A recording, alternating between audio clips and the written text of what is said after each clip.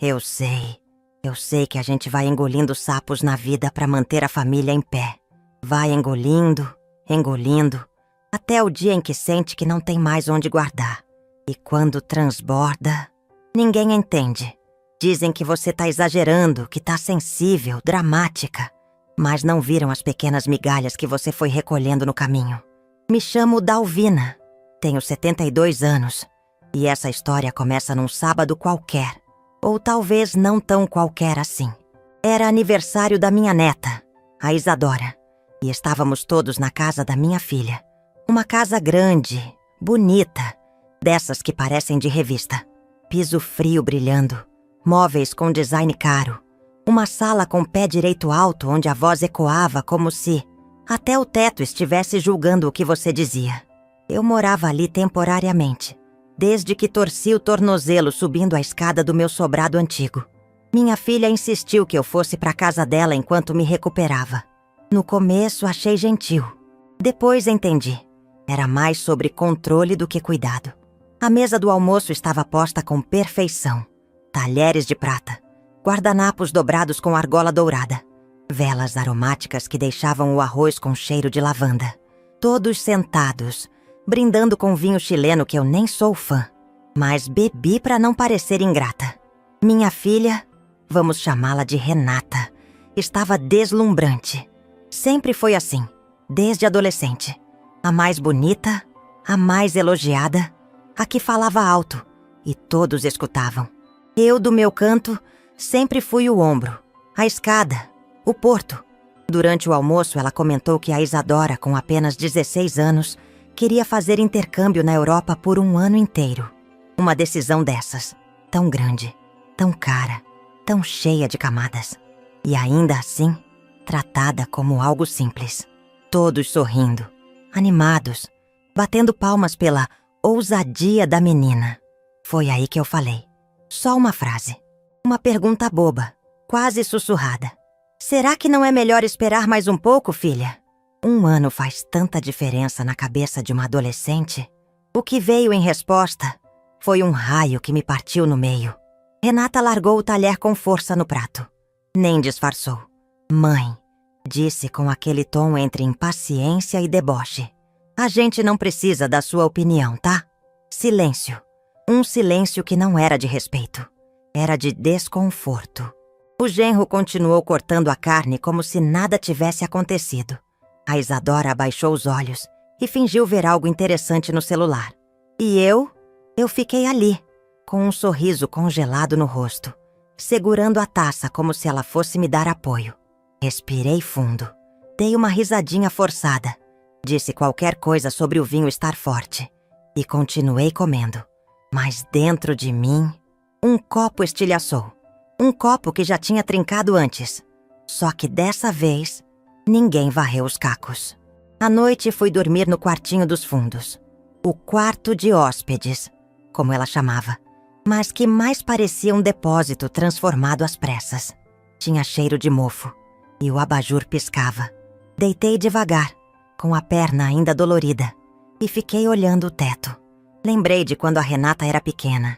E tinha medo do escuro. Ela me chamava 3, 4 vezes por noite. E eu ia, mesmo exausta, mesmo chorando de cansaço. Eu ia, e agora ali estava eu. Velha, invisível, sozinha, com medo do silêncio. Na manhã seguinte acordei cedo, antes de todos. Vesti minha roupa simples, ajeitei a mala de rodinhas com um zíper que enroscava e deixei um bilhete curto em cima da bancada de mármore. Obrigada por tudo. Estou indo para casa. Nem bati porta, nem fechei com força. Apenas saí. E pela primeira vez, ninguém me chamou de volta. O trajeto de volta para o meu sobrado foi curto, mas parecia uma travessia. Entrei no portão de ferro com tinta descascando, subi os 3 degraus com cuidado e encostei a mala no canto.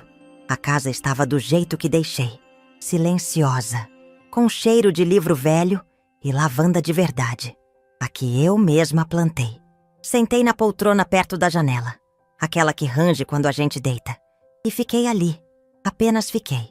Um café ralo na mão, uma lágrima teimosa no rosto e um pensamento que latejava. Em que momento eu deixei de existir como pessoa para virar só uma mãe funcional? Revirei as gavetas.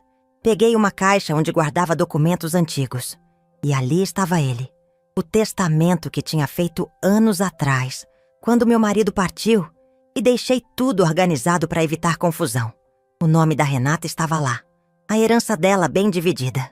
Tudo certinho. Foi então que tomei a decisão que mudaria tudo.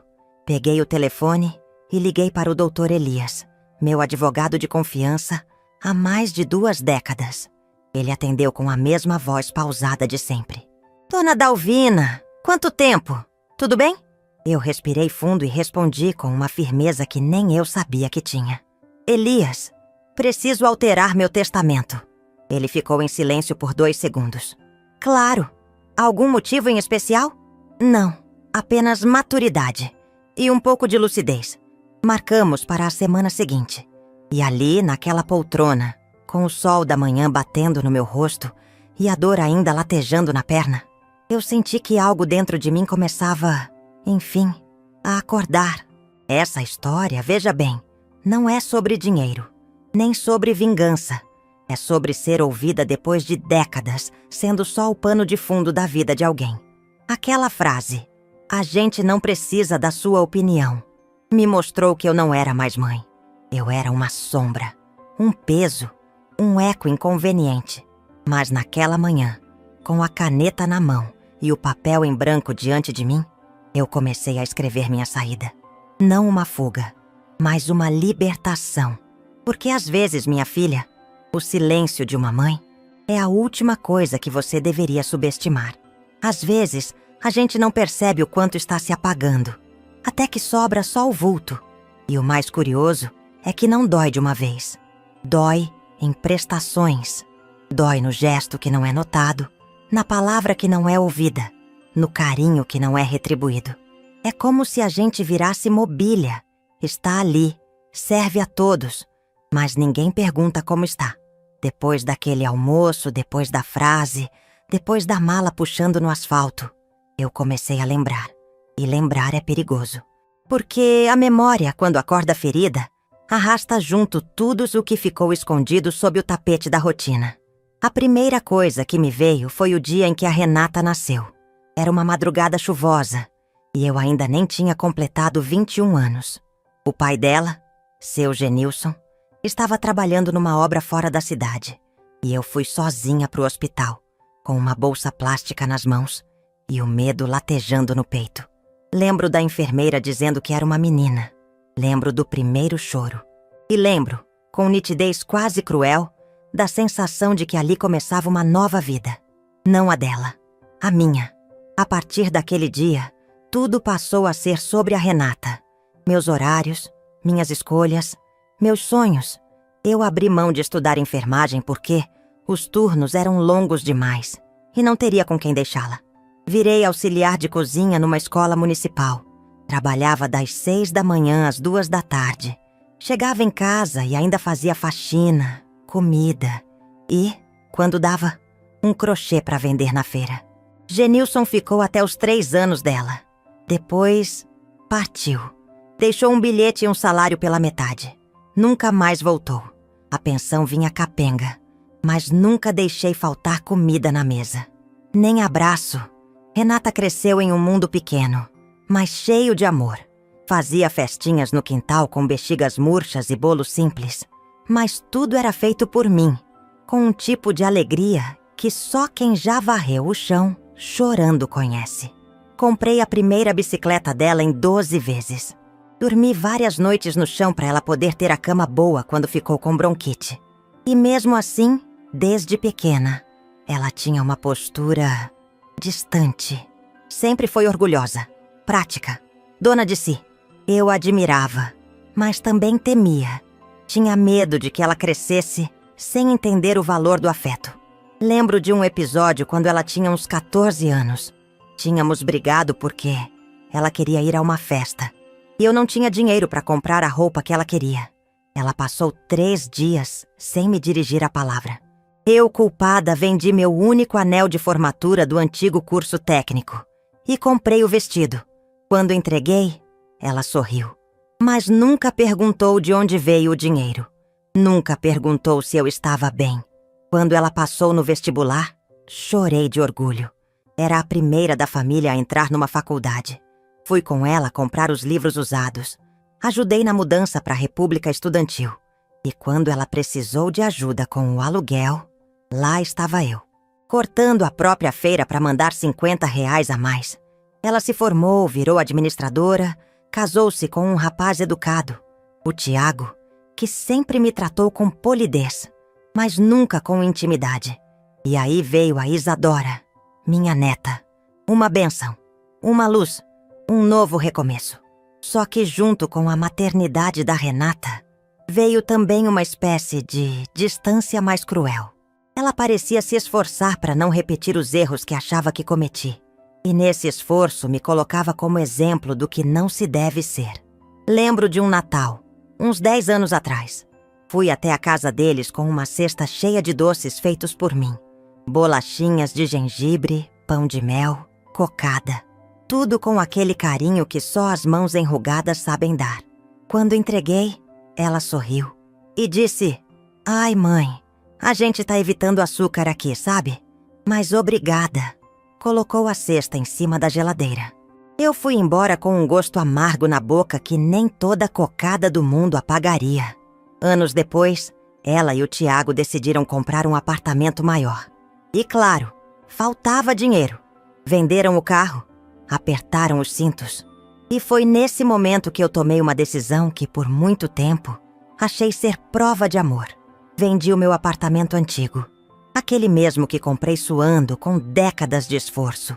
Um lugar pequeno, mas que tinha meu cheiro, minha história, minhas panelas amassadas e paredes descascadas. Vendi para dar entrada no novo lar deles. Fiz isso sem hesitar, porque achei que família é isso. Soma de sacrifícios. E aí fui morar de aluguel.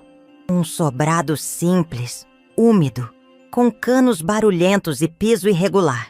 E mesmo assim, nunca ouvi um "Mãe, tem certeza?" Ou "Vamos dividir depois?" Nada. Só o silêncio da conveniência. Durante as primeiras semanas naquela casa nova, eu ajudava com tudo. Levava a Isadora na escola, fazia o almoço, dobrava a roupa. Mas com o tempo, fui me tornando uma figurante. Alguém que está ali, mas não faz parte da trama. A neta ainda vinha me abraçar. Fazia desenhos para mim. Mas era visível o quanto ela era ensinada a me tratar com uma certa formalidade, como se eu fosse uma funcionária carinhosa, e não a avó. Lembro de um aniversário da Isadora. Eu tinha feito um bolo lindo, com cobertura colorida e tudo, mas no meio da festa, chegaram os bolos encomendados da confeitaria fina da cidade. Ninguém nem tocou no meu. Eu olhei aquele bolo intacto, colocado num canto da mesa, e pensei: é assim que me vem. Um enfeite desnecessário, um esforço descartável. E no meio de todas essas lembranças, havia também os silêncios. Os domingos em que eu ligava e ninguém atendia. Os dias das mães em que recebia apenas uma mensagem genérica. As vezes em que adoeceu e não fui informada. E até aquela cirurgia da vesícula que descobri semanas depois, porque não era nada sério, mãe. Pra que te preocupar? Eu não queria mais ser dramática. Não queria ser a mãe que cobra, que pesa, que exige. Mas também não queria continuar sendo a que doa sem ser vista. Voltei tantas vezes para casa com o rosto ardendo de palavras engolidas. E em todas elas, me olhava no espelho e dizia: "Você ainda tem valor, Dalvina." Como um mantra desesperado. Como quem tenta manter a última chama acesa. Foi nesse turbilhão de lembranças que entendi. Aquela frase: "A gente não precisa da sua opinião." Não nasceu do nada. Ela era o resumo de uma história que eu me recusei a enxergar por completo. Ela cresceu sem saber pedir desculpa. Sem saber reconhecer. Talvez porque eu nunca ensinei. Talvez porque ensinei demais. No fundo, minha maior falha foi amar, sem exigir nada. Sem ensinar limite. Sem dizer: "Eu também sou alguém." E agora, aqui sozinha, nesse sobrado alugado que fede a desinfetante e esperança, Eu percebo que a minha história de invisibilidade não começou naquela mesa de jantar. Começou quando aceitei ser cenário para que os outros brilhassem. Mas isso acabou. Eu ainda não sabia exatamente o que faria. Só sabia que precisava recuperar a única coisa que ainda era minha voz. E talvez deixar registrada a única herança que vale de verdade: o direito de não mais ser ignorada. Não foi de um dia para o outro. A decisão não veio como um raio que rasga o céu. Ela veio como um gotejar persistente no telhado da alma. Gota por gota, lembrança por lembrança, até que a vontade de continuar agradando se esgotou. E o que sobrou foi só eu. Naquela segunda-feira nublada, depois de 3 noites mal dormidas, decidi ligar para o Dr. Elias. Ele conhecia minha vida de trás para frente. Foi quem cuidou da papelada do inventário do Genilson. Quem registrou a escritura do meu antigo apartamento. Quem me aconselhou quando pensei em abrir um pequeno café na garagem. Sonho que nunca saiu do caderno. Era um homem calmo, de voz grave e pausada, com um tipo de paciência que parecia vir de outro tempo. Atendeu no segundo toque. Dalvina! Que surpresa boa! Como vai a perna? Já vai melhorando, Elias. Mas não foi por isso que liguei. Diga. Respirei fundo. A palavra parecia grande demais para sair de uma vez só. Quero mudar meu testamento. Silêncio do outro lado. Era o silêncio de quem escuta além da frase. Entendo. Quer marcar um horário aqui no escritório? Quero. E quero que venha pessoalmente, se possível. Quero olhar nos seus olhos enquanto assino. Marcamos para a quarta-feira. E nesse intervalo de 2 dias, comecei a reorganizar as gavetas, como quem arruma a casa antes de receber uma visita importante. Não era por ele, era por mim. Pela primeira vez em muito tempo, eu estava tomando uma decisão que dizia respeito apenas a mim. Não era conselho, não era favor, era escolha. Na quarta, o sol saiu depois de dias escondido. Abri todas as janelas. Fiz café fresco, daqueles que deixam cheiro até nas cortinas. Vesti um vestido azul com estampa de flores miúdas. Era simples, mas me fazia sentir viva. Elias chegou às 10 da manhã, como prometido. Trazia uma pasta de couro e uma expressão respeitosa. Sentou-se à mesa da cozinha, como nos velhos tempos. Tem certeza do que vai fazer, Dalvina? Tenho. Não é vingança. É realinhamento. E para quem pretende deixar os bens? Para minha neta, Isadora. Mas com uma cláusula. Só poderá acessar quando completar 30 anos.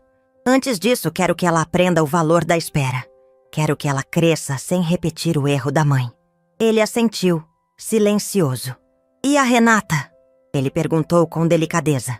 Vai sair do testamento. Sem alarde. Sem bilhete. Só um ponto final. Ela teve mais de 30 anos para me enxergar. Agora é minha vez de ver a mim mesma. Elias escreveu. As palavras ganhavam corpo no papel.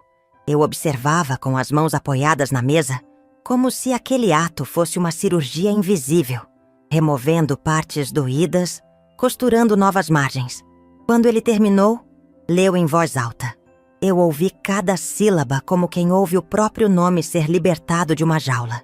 Peguei a caneta com calma, assinei com minha letra tremida. Depois, fui até o quarto e voltei com um envelope. Aqui está o testamento antigo. Pode inutilizar.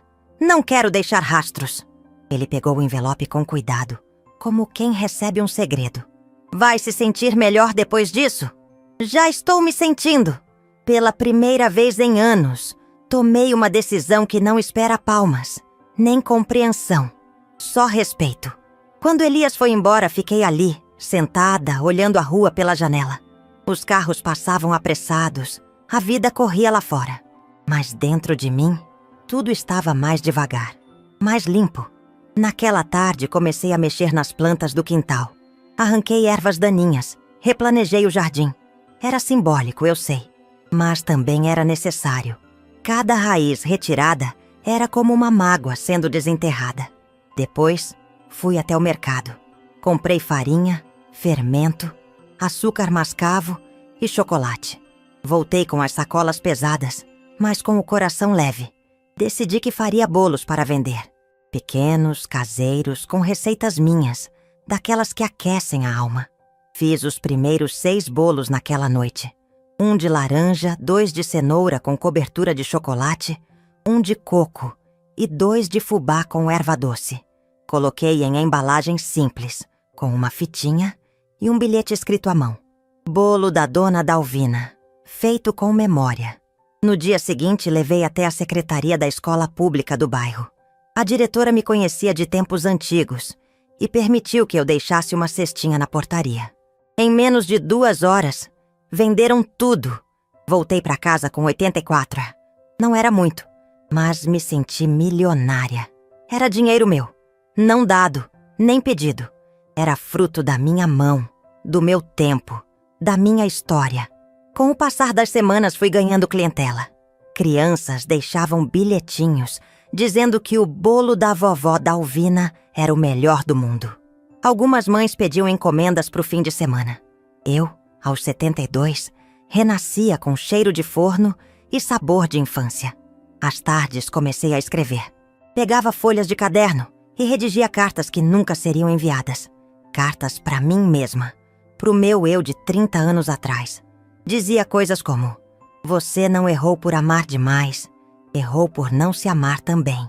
Ou, nem tudo que você deu foi desperdiçado, mas agora... Chega! Escrever me curava. Era como costurar um tecido rasgado com palavras doces. Certa noite, enquanto embalava um bolo de milho com goiabada, olhei para o relógio antigo na parede. O ponteiro parecia mais lento. O tempo havia voltado a andar no meu ritmo. E isso não tem preço. Recebi uma ligação da Isadora naquela semana. Queria saber se podia passar uma tarde comigo, estudar matemática e comer bolo de chocolate. Claro que podia. Preparei a casa com carinho. Quando ela chegou, estava com o cabelo preso num coque bagunçado e olhos cansados de adolescente. Conversamos pouco. Ela estudou enquanto eu bordava um pano de prato. De vez em quando trocávamos olhares. E era como se o tempo nos reconectasse em silêncio. Na hora de ir embora, ela me abraçou.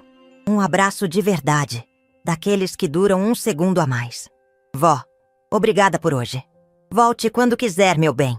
Ela sorriu, mas não mencionou nada sobre a discussão com a mãe. Nem precisava. Eu sabia. Sentia que aos poucos, uma semente diferente nascia ali. Quanto a Renata, não ligou. Não mandou mensagem. Talvez nem soubesse que eu havia ido embora.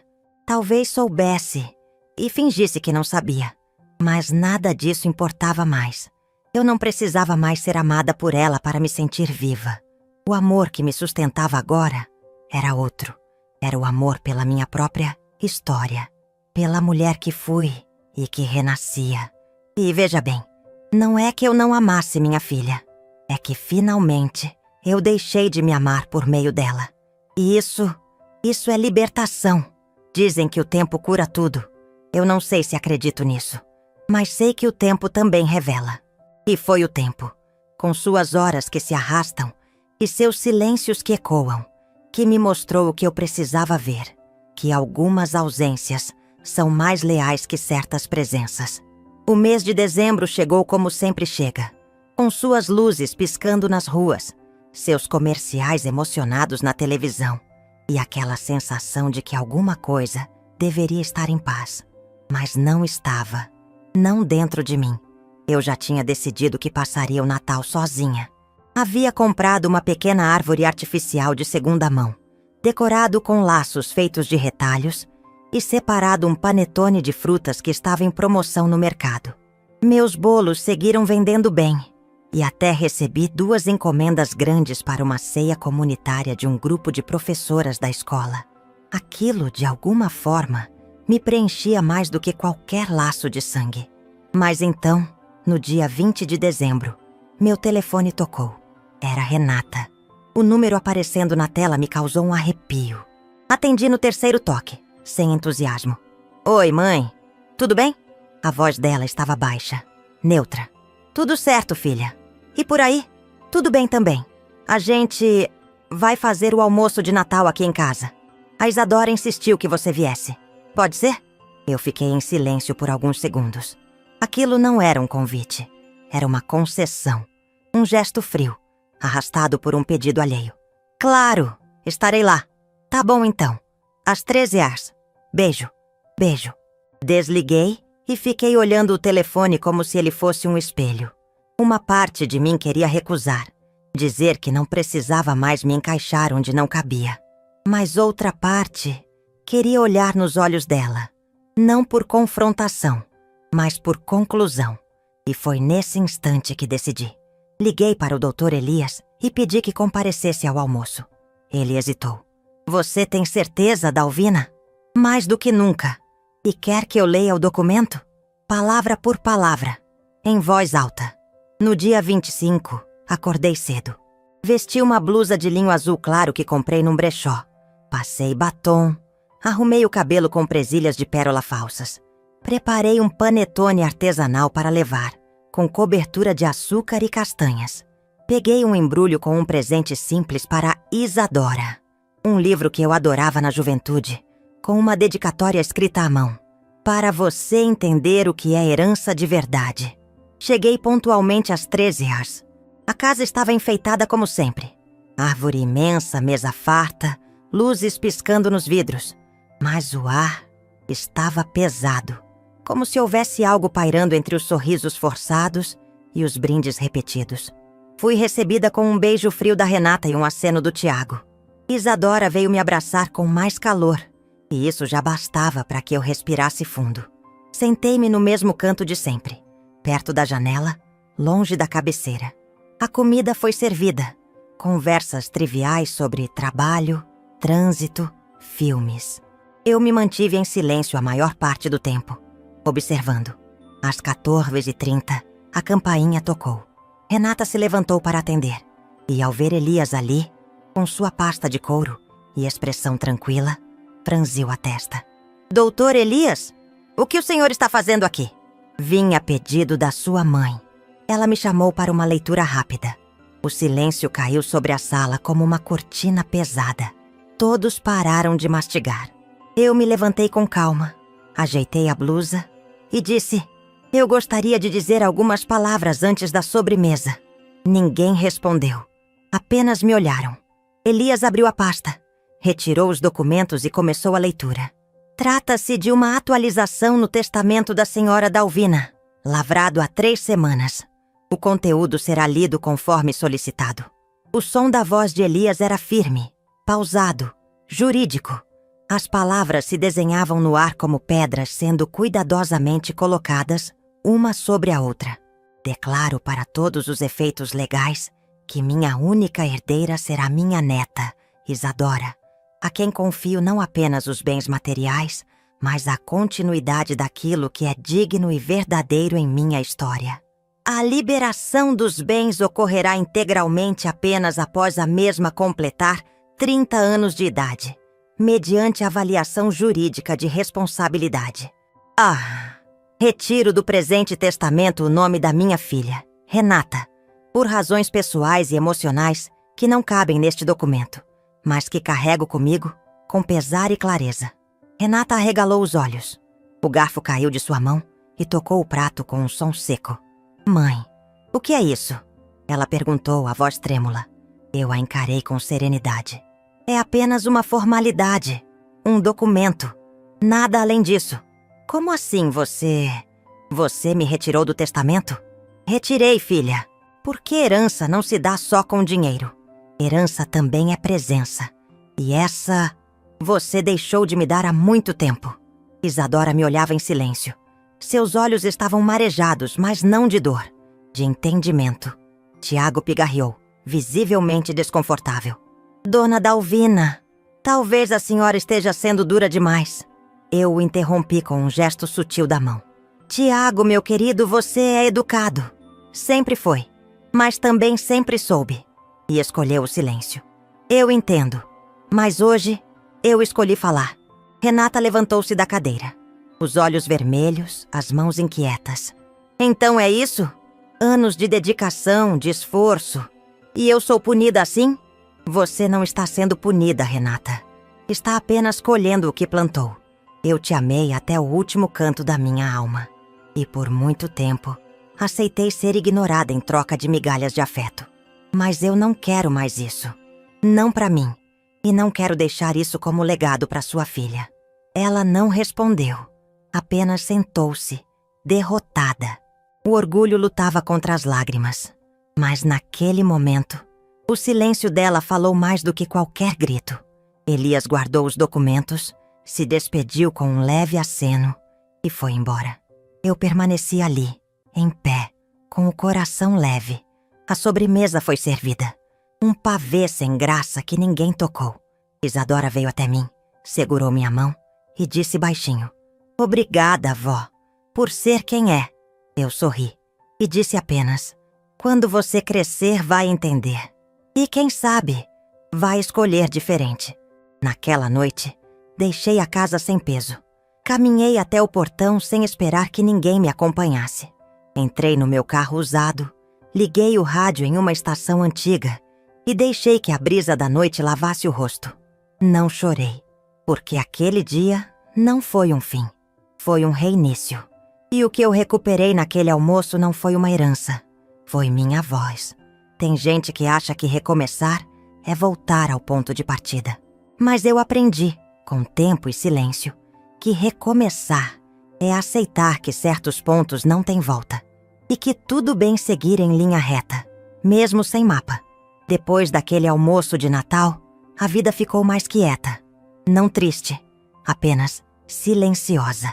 E o silêncio, para quem passou uma existência tentando preencher o espaço com agrados, é um tipo de liberdade que assusta no começo. Mas depois, vira morada. Voltei para casa no mesmo dia, pendurei minha roupa com calma, tirei o batom com algodão e olhei meu rosto no espelho. Não vi uma senhora cansada. Vi uma mulher viva, com história, com escolhas. Na manhã seguinte, acordei cedo como sempre. O corpo tem seus hábitos, mesmo quando o coração já mudou de lugar. Fui para a cozinha, preparei café forte, amassei bananas maduras e comecei mais uma fornada de bolos. Fazer bolo, para mim, sempre foi mais do que cozinhar. Era como bordar memórias com açúcar. Cada receita carregava um pedaço do que eu vivi. O de fubá lembrava minha mãe, que me ensinou a cozinhar sem receita, só com o olho e o paladar. O de cenoura com cobertura me lembrava a Renata pequena, com o rosto sujo de chocolate. O de laranja, esse era só meu. Do tempo em que sonhava abrir uma cafeteria com mesinhas na calçada. Enquanto os bolos estavam no forno, fui até a prateleira da sala e peguei uma caixa de papelão onde guardava minhas cartas. Não eram cartas enviadas nem recebidas. Eram minhas conversas comigo mesma, escritas durante tardes solitárias, em folhas de caderno recicladas, com caneta azul e letra caprichada. Abri uma delas, datada de 2 meses antes. Querida Dalvina, se hoje você está triste, não se culpe. Você não é fraca. Está apenas cansada de ser forte por tanto tempo sem plateia. Chore, mas depois se levante. Faça seu bolo. Regue suas plantas. Escreva mais uma carta. Isso já é resistência. Li aquilo com um sorriso. Dobrei de novo e guardei. Depois, sentei a máquina de costura antiga que herdei da minha avó. Peguei um pano de prato branco, costurei uma barra florida e bordei uma frase com linha vermelha. Quem me ensinou a ser invisível, me ensinou sem querer a me ver. Comecei a vender esses panos junto com os bolos e, curiosamente, eles passaram a fazer sucesso. As professoras da escola passaram a encomendar não só os bolos, mas também os bordados. Diziam que cada frase parecia um afago. Uma delas me disse: "Dona Dalvina, a senhora não tem ideia do quanto essas palavras tocam a gente." E eu respondi: "Talvez porque eu as escrevi quando mais precisava ser tocada." Com o dinheiro que comecei a juntar, reformei o banheiro do sobrado. Depois troquei o filtro da caixa d'água, comprei uma chaleira nova e, por fim, encomendei uma placa de madeira com uma frase pintada à mão. "Aqui mora quem decidiu ficar com quem sempre esteve. Ela mesma." Preguei essa placa na porta da frente. Não porque alguém viria ler, mas porque eu merecia chegar em casa e lembrar disso todos os dias. Isadora começou a me visitar com mais frequência. Sempre sozinha. Chegava sem avisar, com um caderno na mão e vontade de conversar. Em uma dessas visitas me perguntou: Vó, por que a senhora tirou a mamãe do testamento? Respirei fundo. Não menti. Porque amar não é se anular, Isa. E eu me anulei por muitos anos. Quis que sua mãe me amasse do jeito que eu precisava. E ela só soube me amar do jeito dela. Ou talvez nem soube. Mas eu cansei de implorar por algo que deveria vir sem pedido. Ela pensou um pouco. Depois respondeu: Eu acho que entendi. E eu completei: Não é sobre castigar. É sobre não deixar que o silêncio dos outros vire a nossa identidade. Ela assentiu. Naquela tarde, me ajudou a enrolar bolos no plástico filme. Organizou os panos bordados e me abraçou antes de ir. Vó, posso ficar com um desses panos para mim? Claro! Escolha o que quiser. Ela escolheu um azul, que dizia: Não sou amargura. Sou limite. Sorri por dentro. Ela estava entendendo. No fim daquele mês, recebi uma ligação da Associação de Mulheres do bairro. Me convidaram para dar uma pequena oficina de bordado e escrita para senhoras acima de 60 anos. Fui. Levei minha máquina antiga, meus panos, minhas frases, minhas dores costuradas. Naquela sala cheia de cabelos brancos e olhos marcados pelo tempo, senti que não era só eu. Havia tantas Dalvinas ali. Mulheres que deram tudo, que abriram mão de si, que se calaram para manter a paz e que agora buscavam reencontrar a própria voz. Uma delas disse: Eu me aposentei e percebi que nunca soube quem eu era sem meus filhos. Outra completou: Eu nunca escolhi minha comida preferida. Sempre comia o que sobrava. Choramos, rimos, bordamos juntas. E eu saí dali com a certeza de que a herança mais urgente é a de si mesma. Na volta para casa, o céu estava alaranjado. O vento brincava com os galhos da amendoeira da esquina. E eu, ali, de chinelos gastos e alma inteira, pensei: foi preciso perder o papel de mãe perfeita para reencontrar a mulher que sempre esteve aqui. A vida, depois que a gente se encontra, deixa de ser espera, passa a ser presença. E foi isso que eu descobri aos 72 anos. Não em terapias longas, nem em cartas emocionadas da minha filha, porque essas nunca vieram, mas no simples cheiro de bolo assando, no som de uma máquina de costura vibrando de novo e no calor silencioso de se pertencer. A Renata nunca me ligou depois daquele almoço. Nenhuma mensagem, nenhuma explicação. E eu não cobrei. Pela primeira vez, não esperei.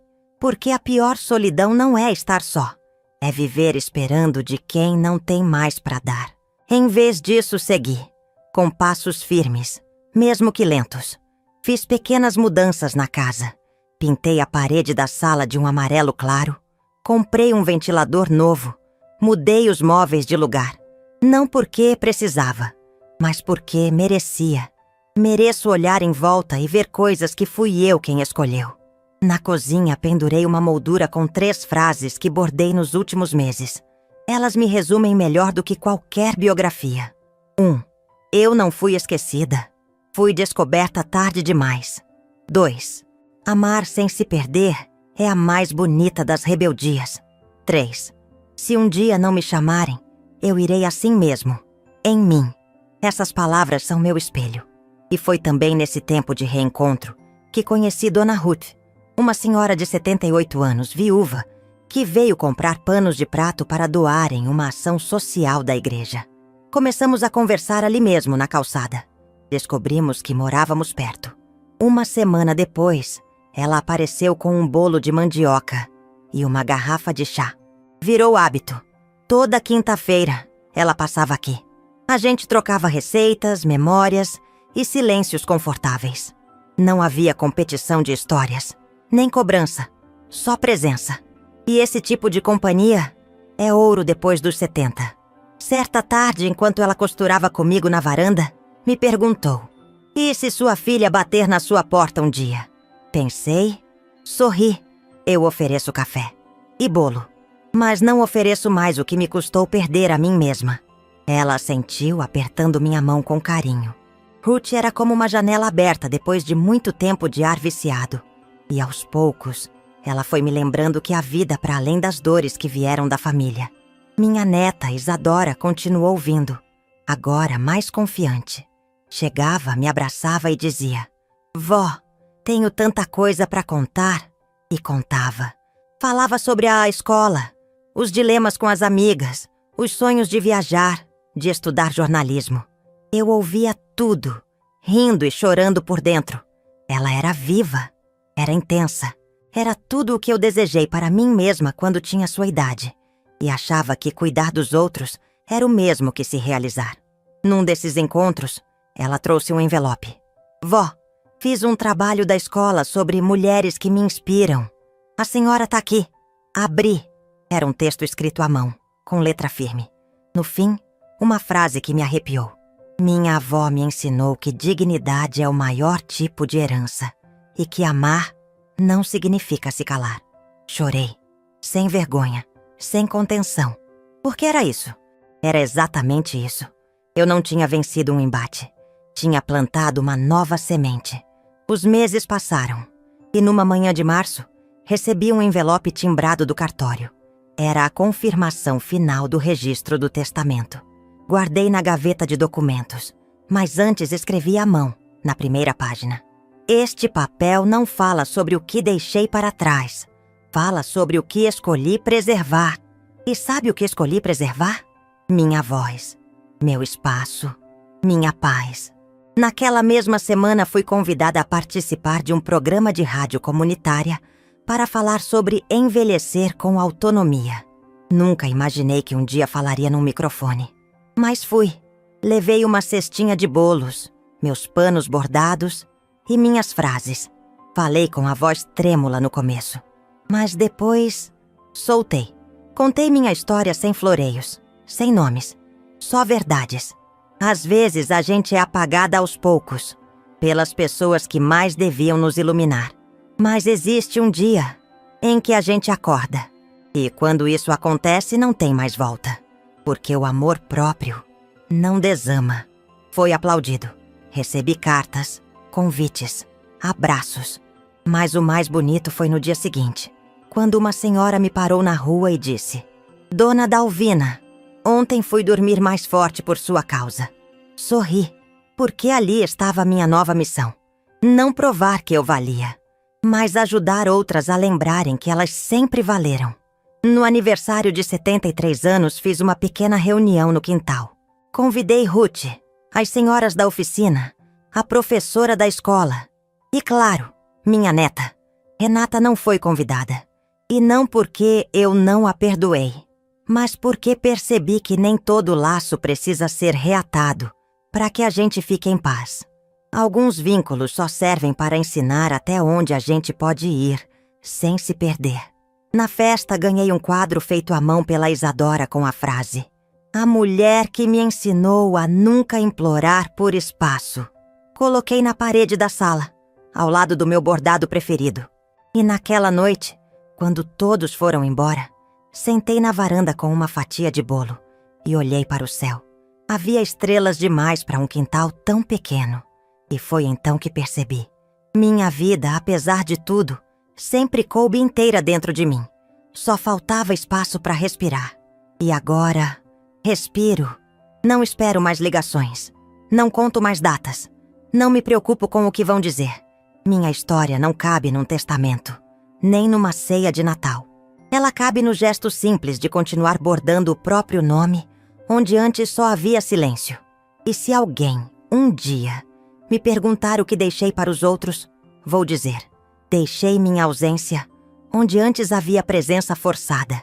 Deixei panos de prato com frases que valem mais que ouro. E deixei, sobretudo, o exemplo de que é possível recomeçar. Aos 72, se essa história tocou seu coração, deixe seu like, se inscreva no canal e comente aqui embaixo. Sua mensagem pode iluminar o dia de alguém.